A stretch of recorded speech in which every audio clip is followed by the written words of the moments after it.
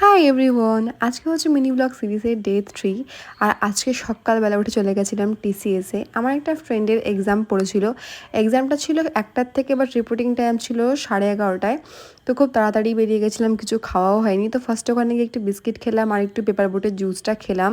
তারপর অনেক এডিটিংয়ের কাজ ছিল, সেটাও সারলাম। আর তাও না বড্ড খিদে পাচ্ছিল সকাল থেকে, যেহেতু কিছু খাইনি। তো একটা জোম্যাটোর থেকে চিকেন স্যালাড অর্ডার করেছিলাম।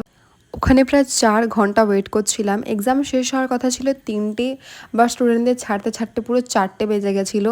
তো ফাইনালি এখন আমি গেটের দিকে যাচ্ছিলাম। 1 নাম্বার গেট দিয়ে সবাই বেরোনোর কথা ছিল। তারপরে ভীষণ তাড়াহুড়ো করে ওখান থেকে বাস ধরে শিয়ালদায় আসি। কিচ্ছু খাওয়া দাওয়া হয়নি। ফাইনালি ওখানে কেএফসির থেকে একটু খাওয়া দাওয়া করি। কেএফসি আমার খুব একটা পছন্দ না, বাট কোনো অপশান ছিল না, ট্রেন ছিল।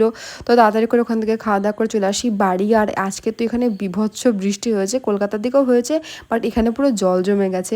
ঝড় জল পার করে ফাইনালি বাড়ি এলাম। And that's it for today, tata.